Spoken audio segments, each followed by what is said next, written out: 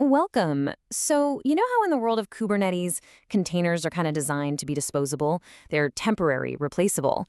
But what happens when your application actually needs to remember things, like user data or configuration settings? Well, that's exactly what we're tackling today. How to build applications that can actually, remember. Okay, let's kick this off with a little question to get us in the right headspace. Why are Kubernetes pods a lot like goldfish? Because right out of the box, they have absolutely zero memory. Every single time a pod restarts, it's a complete blank slate. It forgets everything that ever happened. This is what we call being stateless.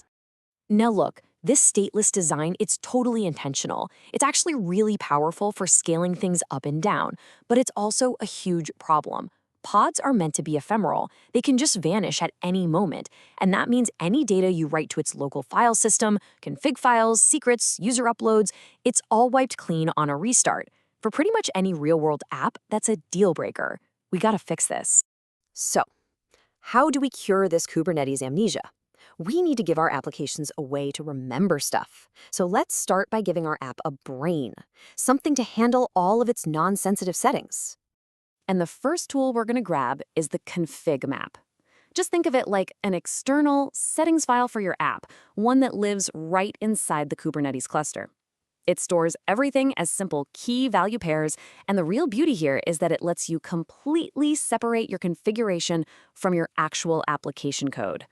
This is a massive win when you're trying to manage different environments like dev, staging, and production. And they're so versatile. I mean, you can use them for database connection info, URLs for other services your app needs to talk to, feature flags to switch functionality on or off. Heck, you can even just use them to tell the app which environment it's running in.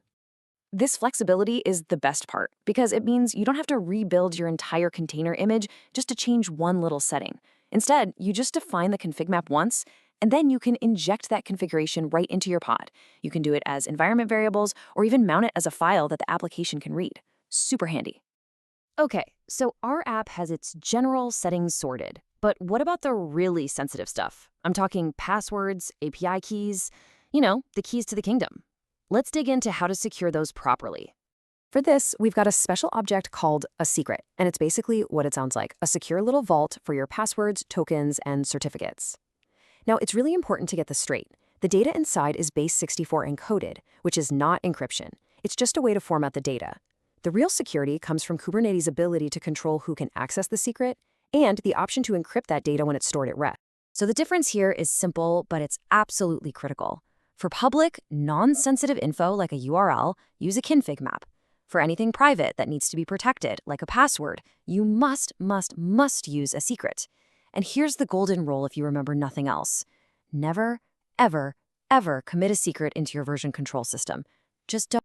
Getting secrets right is just non-negotiable for a secure system. You have to restrict access using role-based access control, or RBAC. You need to make sure encryption at rest is enabled in your cluster. You should be rotating your secrets regularly. And please, never log a secret's value out. For real production-grade security, you should probably be looking at an external manager like HashiCorp Vault or AWS Secrets Manager anyway. All right, so our app has its brain for settings and its keys for secrets.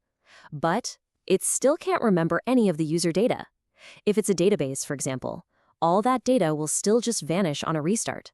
So now it's time to build its long-term memory. And let me be perfectly clear here. Without a proper solution for persistent storage, you will have 100% data loss if your pod dies. I mean it. User uploads, database entries, session information, it's all gone. Forever. So, the foundation of this long-term memory is the persistent volume, or PV. You can just think of this as an actual chunk of storage, like a network drive or a cloud disk that exists as its own resource inside the cluster, completely separate from the life of any single pod. But a pod doesn't just reach out and grab this storage directly. Instead, it makes a formal request for it. And this request is called a persistent volume claim, or PVC. It's like the pod raises its hand and says, "Excuse me, I need 10 gigabytes of fast storage," and the PVC is the official paperwork for that request. And this flow, this is the magic that makes stateful applications possible. The pod is connected to its claim. The claim then binds to a volume. And that connection ensures that even if the pod dies and gets rescheduled or a totally different computer, it reattaches to the exact same piece of storage. The data lives on. Okay, let's put all the pieces together. ConfigMaps, secrets, and persistent storage. They don't work in isolation. Let's paint a picture of what we could call the production-ready pod, a stateful application that uses all three of these together. See, a truly stateful pod uses these three components in perfect harmony. It gets its general settings from a config map, that's its brain. It gets its sensitive credentials from a secret, those are its keys. And it stores all its critical data using a persistent volume claim, and that's its long-term memory. The brain, the keys, and the memory, all working together. Now, understanding what these tools are is one thing, but using them wisely in production? Well, that's what separates a stable system from a ticking time bomb. So let's go over some of the most common disasters you really need to dodge. These are the classics, the mistakes we see people make all the time. Storing a secret in a config map is a massive security risk. Using temporary storage for a database is basically a guarantee that you're going to lose data. And not having a backup strategy for your persistent data, you're just asking for trouble. Avoiding these isn't just a good idea, it's absolutely essential. So if there's one thing to take away, it's this. These three pillars, config maps for the brain, secrets for the keys, and persistent storage for the memory, they are what truly elevate Kubernetes. They're what transform it from a simple container orchestrator into a robust platform that's actually capable of running your most important stateful applications. By combining these tools, you're not just running containers anymore. You're engineering resilient, secure, and durable systems that are truly ready for the real world. So I'll leave you with this question to think about. Your application's state, its configuration, its credentials, and its data is its most valuable asset. So how are you going to protect it?